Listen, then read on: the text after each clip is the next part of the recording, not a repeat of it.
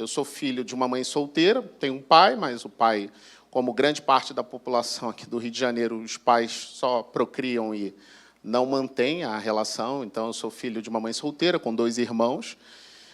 Fui criado até os 5 anos ali, depois eu continuei a minha história em Guadalupe, e vivi em Guadalupe por quase uns 15 anos, por aí. E a vida era bem difícil naquela época. A gente está falando aí de... Hoje eu tenho 37, então acredito que tenha uns 20 anos, 25 anos, mais ou menos, que a gente teve essa mudança, e até esses 25 anos para trás foi bem difícil o cenário. Minha mãe era diarista, meus irmãos estudavam e trabalhavam, então a situação nossa não fugia muito da realidade do ambiente que a gente vivia. Tá? Pode passar. Então, que nem eu falei, o nome da minha mãe é Reusa, eu sou filho da Reusa, irmão do Carlos e da Kátia, e o meu pai só existiu. Tá? E aí veio a minha primeira oportunidade de emprego. Minha primeira oportunidade de emprego ela nasce quando eu tinha 13 anos. Quando eu tinha 13 anos, minha mãe ela trabalhava com diaristas durante a semana. Final de semana, a gente trabalhava em buffet, com festas, então eu era garçom de festa, copeiro, e assim era toda a minha família dentro desse período. E a gente casava, minha mãe, durante a semana, diarista, final de semana em festas, fazendo festa sexta, sábado, domingo, às vezes dia de semana também. E é assim que a gente compunha a nossa renda dentro de casa. Então, toda a família trabalhava dentro da questão de buffet, de festa. E foi assim durante 6 anos da minha vida. Mesmo quando vem a próxima oportunidade, que eu vou falar logo em seguida, a gente casava o fato de que precisava pagar aluguel, a vida era muito mais difícil naquela época, hoje ainda é, mas naquela época era muito mais. Então, a gente juntava a nossa renda com todo mundo trabalhando em festa para poder arcar com as responsabilidades. Tá? E aí veio a primeira grande oportunidade que eu tive, que foi menor aprendiz no Banco do Brasil. Como é que surgiu essa oportunidade? Eu tinha 16 anos, o local que eu fiz não foi o Moody's, eu fiz no CESAM, que é o Centro Salesiano do Menor, que é lá no Jacarezinho, e foi a primeira grande oportunidade que eu tive de poder ver um horizonte que eu não conhecia, até porque a minha visão de mundo era muito limitada a Guadalupe. Não saía de Guadalupe para nada, não via nada além de Guadalupe. A minha família, para dizer que eu não fazia algo muito diferente, o que eu via diferente, às vezes, é quando eu ia numa tia que era um pouco mais longe. Tirando isso, eu não tinha uma visão de mundo muito além daquela visão, e eu comecei a ver horizontes que eu não conhecia, que foi no Banco do Brasil. Ali, quando eu tive essa primeira oportunidade, eu comecei a ver pessoas com conquistas que eu não imaginei que era possível, eu comecei a ver pessoas alcançando posições com idades menores, que eu até então achava aquilo quase que inatingível, porque tu via na televisão, mas na prática tu não via. E aquilo começou a abrir meus olhos e falei, cara, é possível fazer alguma coisa diferente para a minha vida e mudar a minha realidade. Até então, na minha família, não tinha ninguém concluído nenhuma faculdade. Eu tinha 8 tios de um lado, 10 tios do outro, então a família era enorme, mas ninguém tinha concluído nenhuma graduação, ninguém tinha feito nada, então... na minha perspectiva, eu também não chegaria, porque a minha família inteira não tinha chego até aquela parte, até aquele momento do Banco do Brasil, minha tendência de vida era continuar naquela linha ali do que a minha família tinha de ideais. Quando chegou no Banco do Brasil, foi numa época que o Banco do Brasil começou a contratar uma galera muito nova, passou no concurso uma galera muito nova. Começou a passar uma galera de 20 anos, e essa galera, além de passar, eles faziam faculdade, tinha um carro, tinha uma vida estruturada. Eu falei, cara, 20 anos, o cara já tem isso tudo. Cara, isso é legal demais. Aí eu começou a aumentar a minha perspectiva de sonho. Eu comecei a sonhar a partir dali. Tá. E aí começou, nesse tempo, 3 desafios. Como eu comecei a ver esse horizonte, eu falei, cara, eu tenho que fazer alguma coisa diferente. O meu colégio era muito fraco, não dava para mim ter nenhum tipo de possibilidade de passar em nada. E aí eu falei, cara, eu preciso fazer alguma coisa diferente. Eu entrei num pré-vestibular de manhã, então minha rotina nessa época era pré-vestibular de 7 a meio-dia. Eu ia para o Banco do Brasil de 1 às 5, saía do Banco do Brasil, ia para o 2º grau à noite. Então, eu saía de manhã, e voltava no final do dia, todos os dias, e assim eu ia fazendo. E isso foi um desafio, porque, na verdade, eu não tinha vida. Minha vida era muito focada ali. Final de semana, eu trabalhava em festa, para poder ajudar a compor a renda da minha família. Então, nessa época, eu não tinha muito vida, não. A minha vida era muito baseada dentro dos objetivos que eu tinha para perseguir. Mas isso me impulsionava todos os dias. E aí chegou um certo momento, o Banco do Brasil que eu trabalhei era da Vila Militar, e eu morava em Guadalupe. Então, para economizar o dinheiro da passagem, que, na época, era um papelzinho que você tinha para pegar o ônibus, e aquilo você usava para comprar carne no açougue. E aí eu via que a gente ainda precisava desse complemento, então eu ia andando para casa todo dia, e, nesse andar, para economizar o dinheiro da passagem, para ajudar nas contas do açougue, eu ia pensando e sonhando todo dia. Eu falava, cara, o que eu posso fazer na minha vida diferente? Todo dia eu tinha, no meu sonho, 3 objetivos que eu queria muito que eu alcançasse. Para muita gente, ele é bobo, mas, para mim, fez muita diferença. Um objetivo era fazer faculdade. Meu sonho era entrar na faculdade, ser o primeiro da minha família a conquistar uma faculdade. Eu achava aquilo ali, para mim, inalcançável, e eu achava aquilo que eu queria muito fazer. A segunda coisa era trabalhar de gravata. Para muita gente, que não falei, pode ser bobo, mas, para mim, demonstrava respeito, demonstrava algo importante. Então, para mim, aquilo era utópico. E a terceira coisa era ter um carro. Eu achava que, se eu tivesse essas 3 coisas, era quase que ganhar na Mega Sena. Para mim, era uma coisa muito fora da realidade, as 3 coisas juntas. E ficou assim durante 1 ano e pouquinho, esse sonho latente, batendo no meu coração, e eu ia andando para casa todo dia, sonhando com isso, sonhando com isso. Até que eu encontrei 2 pessoas, um chefe bom e um chefe ruim. O chefe bom se chamava Wilson Fúrio, o chefe ruim se chamava Jorge Lopes. O chefe ruim é o que a gente vai encontrar, e eu encontrei ele durante toda a minha carreira. Vocês vão ver que eu tenho uma andança boa por aí. Eu vivenciei esses 2 personagens durante a minha vida inteira, de diferentes nomes. Mas eu aprendi com o Jorge Lopes e com o Wilson Fúrio quem eu tenho que me alicerçar para continuar caminhando. Porque, se a gente se abate pelo chefe ruim, a gente para. E isso é que a gente não pode permitir. A gente tem que estar andando com pessoas que nos levantem. E aí o Wilson Fúrio teve uma participação muito grande na minha vida, porque ele me motivava. Quando ele via que, às vezes, eu estava mais cabisbaixo, ele, não, vamos lá, tu vai conseguir.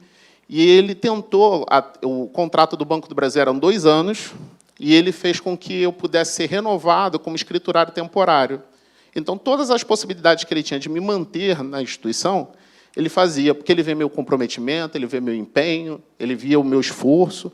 Enquanto o Jorge Lopes, pelo Jorge Lopes, não. Pelo Jorge Lopes, ele dizia que eu era mais um, que não tinha que estar ali, que eu não merecia nada, e humilhava mesmo todos os dias, todos os dias. E o Wilson Fúrio ali me mantendo, e ele me manteve no máximo que ele pôde. Por ele me manter o máximo que ele pôde, em 2006, o Santander estava abrindo agências aqui no Brasil. Ele estava com um programa de aceleração muito grande dentro do Brasil, e ele precisava de pessoas que tivessem, no mínimo, um mínimo de contato com o banco. Ele não precisava ser bancário, você precisava conhecer um pouco de banco. Por o Wilson Fúrio ter me mantido num contrato, e eu ainda estava trabalhando no banco, o Santander me chamou para uma entrevista. A entrevista era para a Caixa. E aí eu lembro que foram 3 rodadas de entrevistas, uma em dinâmica em grupo, uma segunda com menos gente, a última diretamente com uma pessoa do RH. E eles contrataram, nessa época, 800 pessoas. Eu fui a última turma. Eu já estava em pânico, porque outras pessoas que eu conhecia não tinham conseguido. E eu falei, cara, já está acabando essa etapa, eu não vou entrar, não vou entrar. E eu estava, numa época, num desespero, porque eu vi que isso poderia ser uma grande oportunidade. E aí, no finalzinho, me chamaram. E aí foi a primeira grande chance que eu tive, porque o Santander, como caixa, eu ganhava bem, relativamente bem, pude comprar meu primeiro carro ali, trabalhava de gravata, porque, naquela época, o caixa trabalhava de gravata, e eu pude começar a fazer minha faculdade. Então, meu primeiro start de sonho aconteceu nessa primeira oportunidade. E ali foi uma realização muito grande. Eu lembro que foi uma festa na minha família, uma coisa assim, até porque o Santander é um banco espanhol, e é um banco que, na época, negros quase não tinham. Hoje tem até muito. Mas, na minha época, você encontrava um negro a cada, sei lá, 30 agências, você encontrava um. Porque eles ainda tinham isso muito enraizados dentro da cultura do banco. O banco vem mudando no decorrer dos anos. Mas isso, na minha época, era muito latente. Para vocês terem uma ideia, uma vez eu fui já como gestor, daqui a pouco eu vou chegar nessa ponta, mas só para vocês entenderem a discrepância que era. Uma vez eu fui numa reunião, já como gestor no hotel Copacabana Palace, com o presidente do banco e os gestores do Rio de Janeiro inteiro. E ele trouxe uma pauta falando que estava muito feliz que o banco estava colocando negros dentro do mercado de trabalho. E pediu para levantar os negros que tinham. Tinham 350 gestores, levantaram 10 negros naquele dia. E ele falava com orgulho que tinha colocado muitos negros dentro do banco. Então, é uma distância muito grande. E aquilo, para mim, foi uma conquista muito grande de estar ali. Então, esse foi o primeiro start que eu consegui de mudança real na minha vida. E aí, quando você chega num step, num sonho, você começa já a pensar num segundo step, num segundo sonho. E aí eu entrei como caixa, eu falei, cara, eu já realizei meu primeiro sonho, o que eu vou sonhar agora? E aí eu comecei a gerar uma nova projeção de sonhos. Eu acredito muito que a nossa vida ela é muito impulsionada por sonhos. Se você não sonha, você não tem nem motivo, às vezes, de acordar de manhã. Mas o sonho ele te faz com que todo dia se levante e acredite que você possa fazer alguma coisa melhor no dia seguinte. Ele te impulsiona para o amanhã. Então, a minha vida toda foi muito baseada em sonhos. Cheguei nessa etapa, agora comecei a sonhar de novo. Comecei a sonhar de novo, e o segundo sonho foi crescer na carreira. Falei, cara, eu não quero ficar como caixa. Não quero, eu tenho objetivos, eu quero, daqui a tanto tempo, ser uma nova função. E eu botava objetivos. A cada 2 anos, eu projetava que eu tinha que estar mudando de posição. E um outro sonho que eu tinha era ganhar mais dinheiro em comissão, porque banco é muito comissão, e com as comissões permitia que eu alcançasse outros sonhos materiais, como, por exemplo, viagem. Eu amo viajar. E eu falava, cara, com o meu salário eu vivo legal, mas eu não consigo fazer nada além. O que eu tenho que fazer para poder ter um extra? Falei, cara, tem que ganhar comissão. Então, eu focava em vender muito. Com vendendo muito, eu fazia o quê? Crescia na carreira e ganhava mais dinheiro. Essa foi a minha estratégia. E essa estratégia... Pode avançar. Essa estratégia fez com que eu crescesse. Eu fui promovido 9 vezes no Santander em 15 anos. Então, eu entrei como caixa, virei assistente de gerente em 2 anos. Depois, eu virei gerente de pessoa física 1, que cuidava de pessoas que tinham renda de até R$2.000. Então, a base da pirâmide é o que a gente atendia. Depois, eu fui gerente pessoa física 2, que eu atendia pessoas que ganhavam entre R$2.000 e R$4.000. Depois, eu virei gerente de empresas, que eu atendia empresas que faturavam até R$1 milhão por ano. Depois, eu fui gerente de empresas 2, que atendia empresas que faturavam até 30 milhões por ano, mais ou menos. E aí, até aí, foi o nível que eu era um funcionário sobre a gestão de alguém. Quando eu cheguei no nível de empresas 2, que eu atendia grandes empresas, que já para mim já tinha sido muito além já dos meus sonhos, e eu tive um outro chefe bom, que são as pessoas que Deus coloca no nosso caminho para poder dar um norte para a gente. E esse chefe, ele falou assim, na verdade, eu já estava até querendo sair do banco, porque eu não estava tão feliz quanto eu imaginava. E ele sentou comigo e falou, cara, o problema é o banco ou é você? Tua mente, como é que está a tua mente? Ele começou a quase fazer uma aula de psicologia ali comigo. E ele abriu minha mente de tal forma que me deu um ânimo novo, que eu comecei a ter um ânimo e, automaticamente, comecei a buscar a função de gestão. E aí eu virei gerente geral de agência. Eu fui um dos mais novos no Santander a virar gerente geral de agência. Eu virei, eu acho, com 27 ou 28 anos, uma coisa assim. E aí eu virei gerente geral de agência, cuidava de agência, tinha uma equipe na época. O que quer dizer o E, o B ou o A? O E, o B e o A determina o porte da agência, o quanto de negócios aquela agência tem. A agência Porte E, eu tinha de negócio em torno de 50 milhões para gerir, na de Porte E. E eu tinha uma responsabilidade de entregar um orçamento para o banco ele te exige gestão de pessoas, eu tinha 53 metas. Todos os cargos de gerente geral, você tem, em média, 50, 52 metas para entregar. E uma equipe para gerir, uma série de coisas.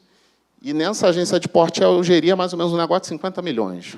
Na de porte B, eu geria mais ou menos uns 150 milhões. E na de porte A, mais ou menos uns 400 milhões. Então, era isso que fez com que a minha carreira, eu fui encontrando pessoas que me ajudavam e me impulsionavam para poder chegar nesse objetivo. Eu estou resumindo aqui, mas não foi fácil. Não foi fácil. O preconceito bateu muitas vezes, a questão de você ser de periferia, isso toda hora grita no teu dia a dia, porque não só a gestão da empresa te cobra isso, como os clientes também. Já cansou de chegar cliente na agência fazendo uma série de revoluções e falou, quem é o gerente geral? Quando eu chegava, chama o gerente geral, não sou eu. Não, mas chama o gerente geral, não sou eu. Você está mentindo, porque a pessoa via negro, gordinho, falar, esse cara não é o gerente geral. Então, assim, você sofre isso o tempo todo. Se você se basear nisso para continuar caminhando, você não anda. O que me impulsionava era o meu próximo step, era o sonho que eu queria alcançar. E Deus, claro, acima de tudo isso, fez com que eu alcançasse esses objetivos. E aí, eu costumo dizer que 3 pontos me ajudaram a chegar aonde eu cresci dentro do banco. Um dos pontos foi ética acima de tudo. Por que ética acima de tudo? Não é divulgado, mas quase que diariamente um bancário é mandado embora por ética. Quase que diariamente. Eles são muito assediados para a questão de golpes. Às vezes aparece na televisão um golpe ou outro. Mas os bancos eles não divulgam, porque se ele divulgar, você não bota o teu dinheiro no banco, você não tem confiança de botar o teu dinheiro no banco. Mas os funcionários eles são aliciados o tempo inteiro para poder aplicar golpe. Golpe de INSS, de consignado, golpe, às vezes, ficou muito conhecido uma época o golpe dos idosos, que tirava 10 centavos dos idosos, o caixa, e depois o caixa, quando ia ver, tem um dinheiro enorme, enfim.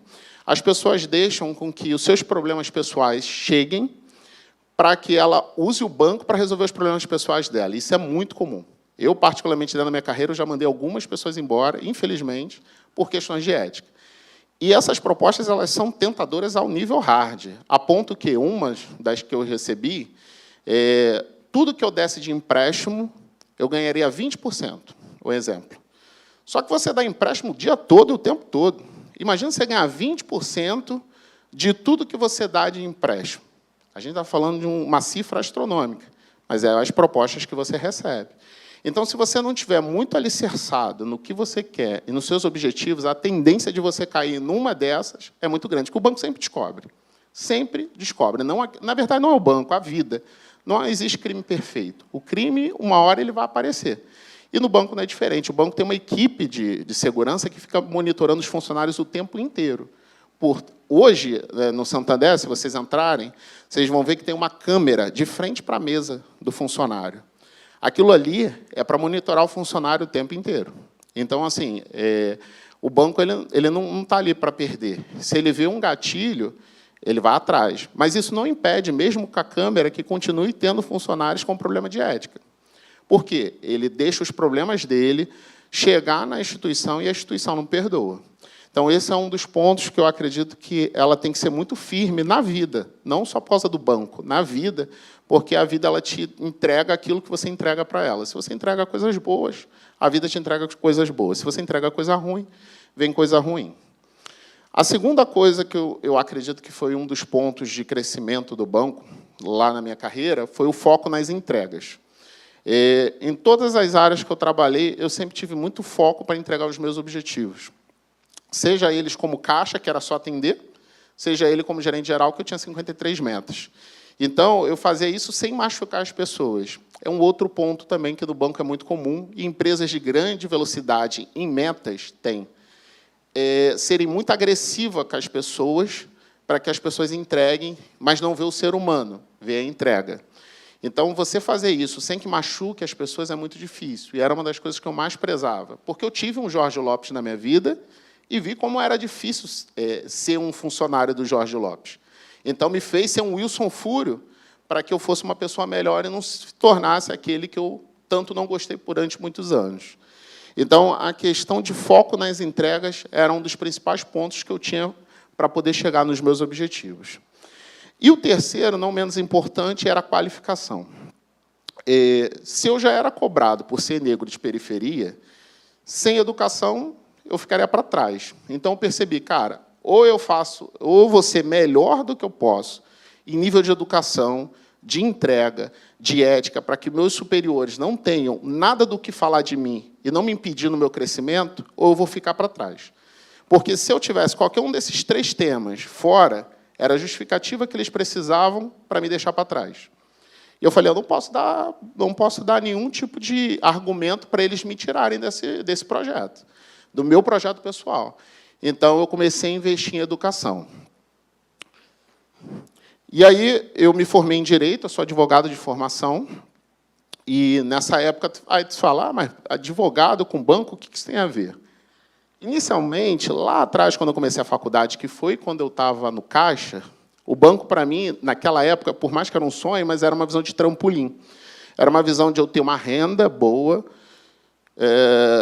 ter uma posição para que eu tivesse conforto para poder pagar uma faculdade, ter um carro e usar uma gravata. Mas eu já pensava em concurso, pensava em outras coisas que, com o passar do tempo, aquilo se perdeu, aquilo se modificou. Então, o direito ele nasce aí. Depois, eu falei, cara, no ramo de banco, direito está fora. O que eu posso fazer? Aí eu comecei a fazer uma pós-graduação em gestão de negócios, que tinha tudo a ver com banco. Banco é negócio, você lida com o cliente o tempo todo. Você lida com empresas o tempo todo, com negócios no dia a dia. E eu falei, cara, eu vou fazer gestão de negócio. Fiz pós em gestão de negócio. Depois eu falei, cara, meu currículo ainda não está bom, porque eu estava vendo a galera que estava indo para superintendente, a grande maioria tinha 2 pós-graduações, ou estavam no nível maior. Eu falei, cara, eu tenho que fazer mais alguma coisa. Aí comecei a fazer um MBA em Marketing e Estratégia de Negócios. Aí, nessa época, que foi a época perto do que eu pedi demissão do banco, eu já estava cotado para ser gerente regional. O gerente regional ele cuidaria de uma média de 30 agências, junto com o superintendente regional. Então, hoje, a minha entrega estava adequada, a minha agência tinha sido a melhor do Brasil, a última agência que eu saí foi Vila Valqueire, mas a penúltima foi Bangu, e Bangu eu tinha 17 mil clientes, e a minha agência foi a melhor do Brasil e estava dando prejuízo antes, então eu tinha entregue um resultado muito legal para me colocar com possibilidade de ser gerente regional. Eu tinha a área de conhecimento, eu tinha entregue, então eu tinha lá o que os caras que eram indicados tinham, e eu estava totalmente dentro. Ética, nunca tive um problema de ética no banco, estava tudo certo. Até que a vida... e hoje eu faço mestrado em negócios e inovação, mas isso eu vou explicar daqui a pouco por quê. E até que chegou um dia, e eu acredito muito em Deus, acredito muito... Ele, na verdade, é o que rege a minha vida, e eu senti que aquele tempo tinha acabado. Eu senti que aquele tempo ali no banco, eu já tinha cumprido a minha missão ali dentro. Eu precisava fazer coisas maiores, precisava fazer coisas que não fossem só dar dinheiro a um banqueiro. Eu precisava trazer mais significado para a minha vida. Isso é um estudo que diz que entre 35 e 40 anos todo mundo repensa a vida. Então, quando vocês chegarem nessa fase de 35, 40 anos, vocês vão lembrar de mim, que vocês vão ver que você começa a repensar se o que você está fazendo da tua vida tem uma finalidade ou se é só para ganhar dinheiro, qual o objetivo. E eu entrei nessa análise. Eu acredito que eu estou junto com todo mundo nessa fase aí. E aí comecei a repensar a minha vida e falei, cara, o que eu estou fazendo? Estou ganhando dinheiro? Estou. Estou bem em carreira? Estou. Mas isso não me trazia mais algo dentro do meu coração de satisfação, de entrega para o que eu estava vivendo. Eu comecei a repensar. Eu sempre trabalhei com questões sociais. Há mais de 15 anos que eu trabalho com questões sociais. E eu falei, cara, eu vou começar a empreender dentro da área social. Vou começar a trazer tudo isso que eu aprendi no banco esses anos todos e vou criar uma empresa. E aí, quando chegou em 2021, eu peço demissão, depois de 15 anos de banco. Eu pedi para o banco me mandar embora, mas, diante do meu histórico, o banco não quis me mandar embora. Eu tive que realmente pedir demissão, e comecei esse negócio, que é o ONG Profissa. Não só comecei o ONG Profissa... Pode passar. Pode passar. E aí eu tinha 3 propósitos na minha vida. Começar o ONG Profissa, que ainda está num caminhar. Hoje já evoluímos muito, mas ainda tem muito para avançar.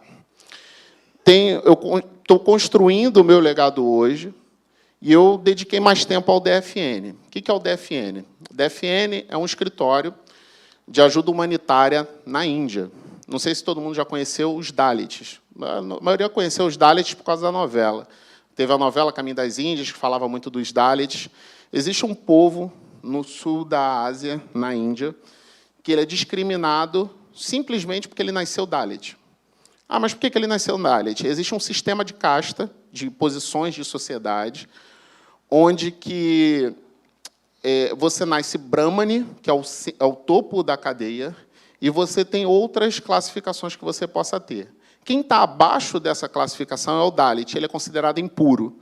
Por ele ser impuro, ele não pode ser tocado, a sombra dele te polui, ele automaticamente, só por existir, ele é apedrejado, venda de órgãos, uma série de coisas. Eu já era envolvido com essa causa, mas eu não tinha tempo, porque o banco me tomava muito tempo.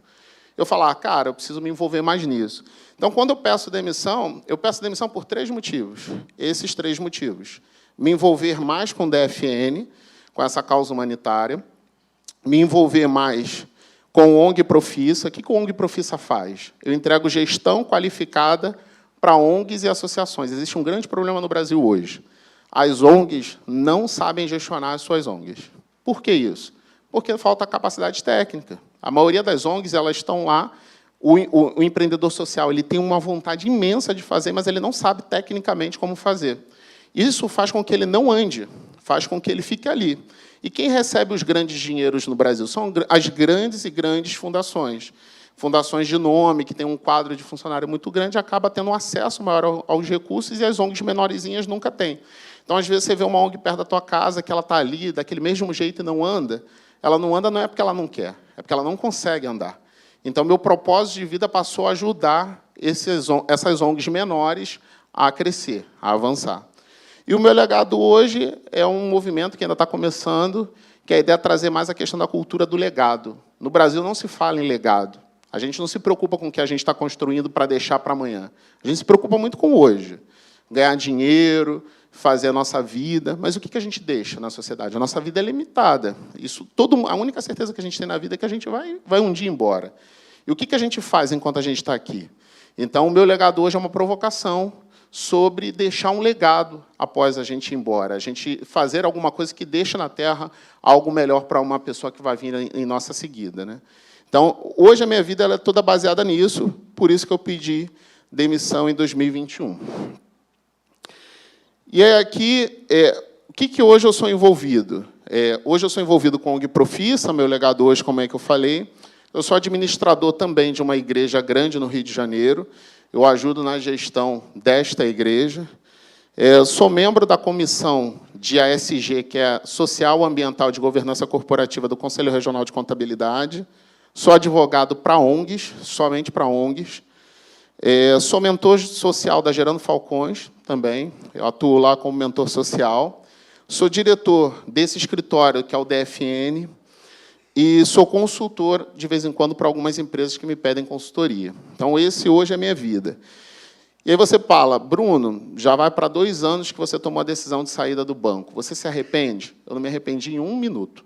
1 minuto. Porque o que eu faço hoje, eu tenho significado para o que eu estou fazendo. Porém, se eu não tivesse vivenciado tudo aquilo que eu vivenciei, eu não estaria preparado hoje para fazer isso aqui. Aquela parte toda lá foi uma escola que eu tive para poder chegar e fazer isso aqui hoje. Então, hoje, se eu chego numa empresa, eu sei o que eu estou falando, porque eu atendi diversas empresas durante a minha carreira inteira e eu vi muitos cases positivos e negativos. Então, consigo aplicar. Se eu consigo hoje, por exemplo, ajudar uma ONG, eu consigo ajudá-la porque eu também vivenciei isso em alguns momentos da minha vida. Então, toda a minha vida me chegou a esse momento. Então, hoje eu tenho satisfação. Essa foto aqui, ó, a segunda foto foi na Índia esse ano. A alegria, não sei se dá para ver muito, mas a alegria dele só em te tocar é ímpar. Você volta de lá mudado, porque eles fazem fila para te tocar. A satisfação dele é só essa, porque ele é intocável, ninguém toca neles. Então, se ele vê você tocando em uma criança, eles fazem fila para você tocar nele. Aqui a gente, às vezes, tem os nossos entes queridos que a gente não quer nem falar, mas eles só querem te tocar. Então, assim, você consegue encontrar muito mais significado na tua vida baseado em ajudar questões assim. Ali é eu numa ONG, aqui eu na comissão. Então, hoje, a minha vida ela é toda construída e baseada para esse tipo de campo. Tá? E é isso. Não sei se fui rápido demais, não sei se eu fui lento demais, mas a ideia hoje era falar um pouco da minha carreira, falar um pouco da minha vida, tentar trazer para vocês um pouco do que eu vivi. Assim, eu acredito que eu acho que eu resumi muito a questão das dificuldades, mas eu acho que aqui eu não vim para trazer mazelas, eu vim para trazer realmente uma mensagem que é possível alcançar algo diferente, que é possível chegar nos seus sonhos que vocês projetam, e, na verdade, só basta crer e caminhar. Se tiver alguma dúvida, ou alguma pergunta, alguma coisa, estou aqui à disposição.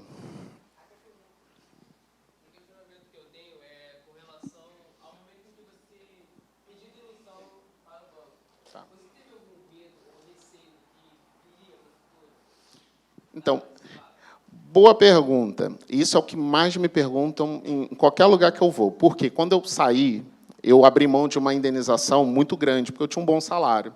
E, quando você pede demissão, você sai sem nada. Você sai com, sei lá, 5% do que você tinha para receber. Tenho um filho, tenho uma esposa. E aí, como é que você faz? Minha esposa, ela trabalhou comigo no banco, mas ela optou em não trabalhar mais, eu respeitei. Então, eu era a única fonte da minha casa como provisão. E aí, na época, eu tenho muita fé, eu acredito muito em Deus. E eu orei muito, pedi muito a Deus, e eu senti uma paz tão grande no meu coração que ela me sustentou até aqui.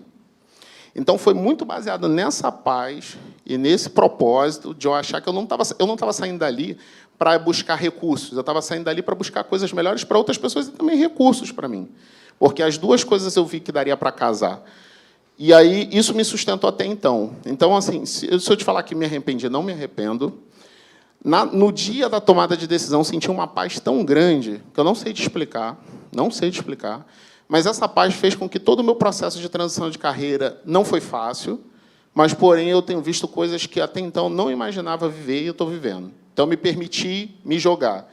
Dentro desse processo, e isso é uma coisa interessante a comentar, quando você forma uma carreira, você, até se você não quisesse avançar naquela carreira, você teria outras opções. Eu fui convidado para ir para outros bancos, eu fui convidado para cuidar de uma empresa, eu fui convidado para ser sócio de 2 empresas, porque você se preparou para estar disponível naquele momento. Então, por mais que, às vezes, você não quisesse mais estar naquele caminho, teria opções. Mas, ainda assim, diante de um propósito que eu tinha, eu não saí e continuei firme nesse propósito. Então, se eu te falar o medo, não foi uma paz tão grande, porque, para você pedir demissão, no meu caso, geralmente, quando você pede demissão, você pede para o teu chefe que está dentro da agência. Como eu era gerente geral, eu tinha que procurar o meu superintendente, que ele fica rodando, e aí eu fiquei metade da manhã procurando ele, porque ele fica rodando, tu não sabe onde ele está. Nesse dia, eu estava na agência de Vila Valqueire, ele estava no Recreio dos Bandeirantes, fui lá atrás dele, e, na ida, eu lembro que eu fui no carro, assim, com a cabeça muito tranquila, até dava medo, de tão tranquilo que eu estava. Mas eu acredito que era um propósito maior. Acho que era algo que Deus já estava trabalhando ali. Pode sim. Quando a gente tem um propósito de uma mudança tão radical desse ponto, a gente também tem que se preparar para isso. Sim. Né? Sim. E com quanto tempo antes você se preparou para isso? Boa. No dia 20... essas datas é engraçado que está igual data de aniversário. Eu não esqueço nenhuma delas, porque marcou tanto minha vida essa mudança. Dia 26 de junho foi quando eu tomei a decisão. Eu saí dia 8 de outubro.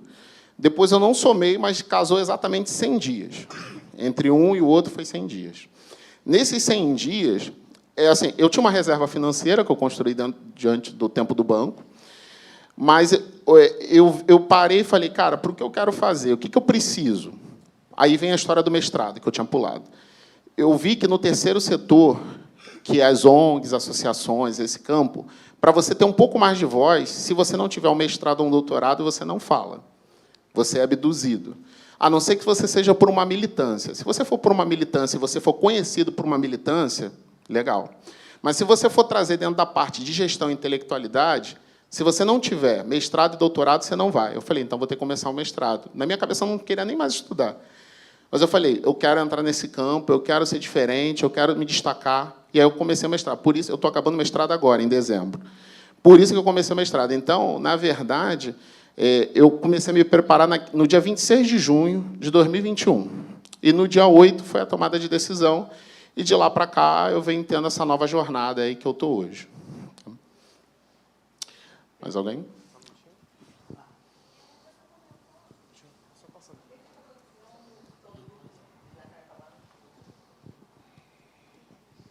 Você tinha comentado que em 2 anos você criava um novo sonho. Isso. Agora, depois de 2 anos, né, que você pediu demissão, você tem mais sonhos que você pensa em realizar? Sim. Quando eu saí com 2 grandes sonhos. Criar um fundo, que é o meu legado hoje, na verdade, ele é um step para um fundo que eu sonho em criar, para restaurar trabalhos sociais. Então, os trabalhos sociais, eu não sei se vocês já tiveram a oportunidade de visitar alguns trabalhos sociais. O Moody's é um trabalho social, mas ele é o maior. Eu digo os menorzinhos. Os menorzinhos têm uma dificuldade. Estrutura. Quando você entra, porque o dinheiro que eles recebem, às vezes, não dá nem para manter a alimentação, os projetos que já existem. Então, precisa de alguém para olhar para a estrutura. Então, o meu legado hoje ele começa como movimento. Hoje, a gente faz uma linha editorial de postagem só de homenagear pessoas que fazem diferença na sociedade hoje, na questão social, de deixar legado. Mas o meu sonho é criar um fundo onde eu capte recursos para poder injetar em trabalhos sociais. Entrar num trabalho social, deixar ele tipo um lata velha, vamos botar assim, do Luciano Huck, que eu pegue lá, o trabalho está zerado, e eu entregue pintado, com computadores, com infraestrutura, para que o usuário, aquela pessoa que vai usar, tenha satisfação de estar naquele lugar. Então, esse é o meu primeiro sonho. Esse ainda está um pouquinho mais distante. Então, esse é o que está assim de step, mas está lá. Está na mão de Deus, uma hora Deus vai agir. O segundo sonho é o ONG Profissa do que eu já faço hoje, que ele ainda não alcançou o status que eu imagino, mas hoje eu já consigo entrar num trabalho social. É muito legal você ouvir as histórias dos empreendedores sociais e você poder orientá-lo, ajudá-lo, fazer com que aquele trabalho que antes não dava representatividade nenhuma, hoje já consegue captar recurso, hoje ele já consegue, às vezes, botar mais projetos para ajudar mais pessoas. Então, o segundo sonho já está começando a acontecer mais. Então, um sonho está no meio do caminho e o outro está um pouco mais para trás. Então, hoje, esses são os 2 principais sonhos que eu tenho. Eu acho que o segundo, então, quando ele acontecer, eu acho que vai ser, que é o do meu legado hoje, eu acho que vai ser meu ápice. Mas, assim, eu uso muitos sonhos para continuar a me impulsionar, porque a caminhada realmente ela é dinâmica e difícil. Tem dia que você fala, caramba, preciso fazer isso, fazer aquilo, mas quando você sonha, aquilo te impulsiona e fala, não, vamos lá, vai dar certo. E continuo e está indo. Então, é um pouco disso. Bom dia. Eu queria perguntar, assim, você falou do banco, e quando eu penso em banco, eu penso muito em capitalismo, dinheiro, dinheiro, dinheiro. E como é que você saiu desse pensamento, assim, dinheiro, dinheiro, dinheiro, capitalismo, para essa empreendedorismo social, ONG, e principalmente essa questão da Índia, né? Porque me pegou de surpresa. Então, quando foi e como isso aconteceu? Legal. O banco e essa questão minha social sempre andaram paralelos, tá? Sempre andaram em paralelos.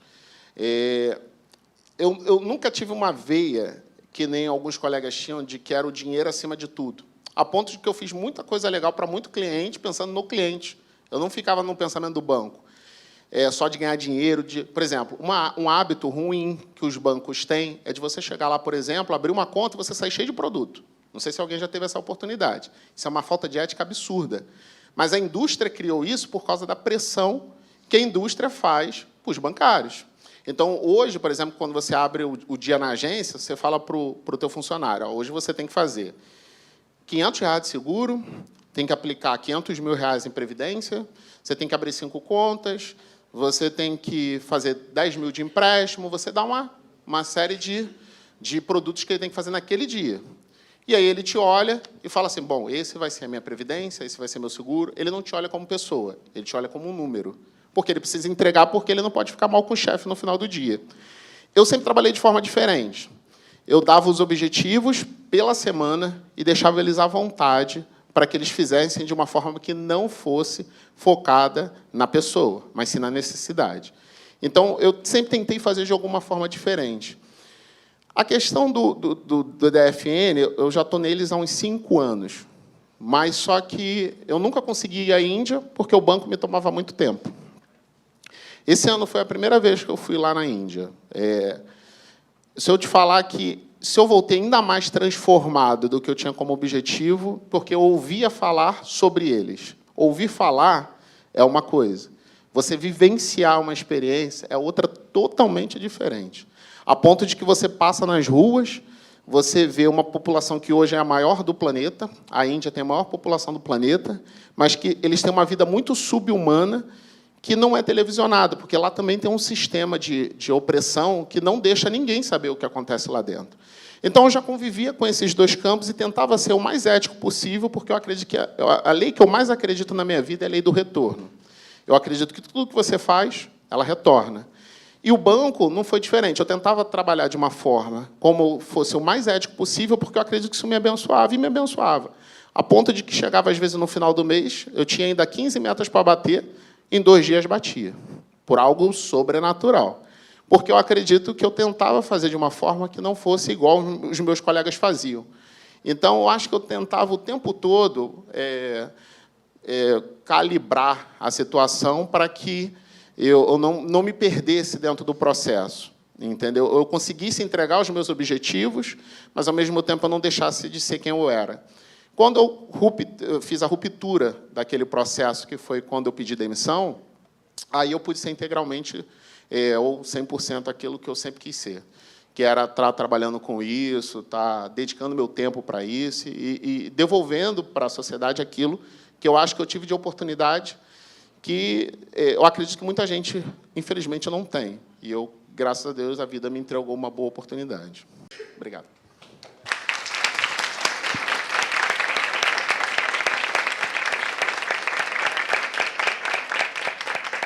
Bom dia, aprendizes.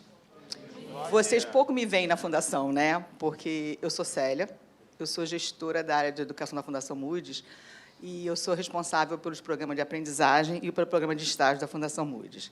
Vocês, no dia a dia, lidam muito mais com a Patrícia e com a Sueli, que são as coordenadoras pedagógicas do programa, e eu fico sentadinha lá na sala, né? Só dou uns palpites de vez em quando.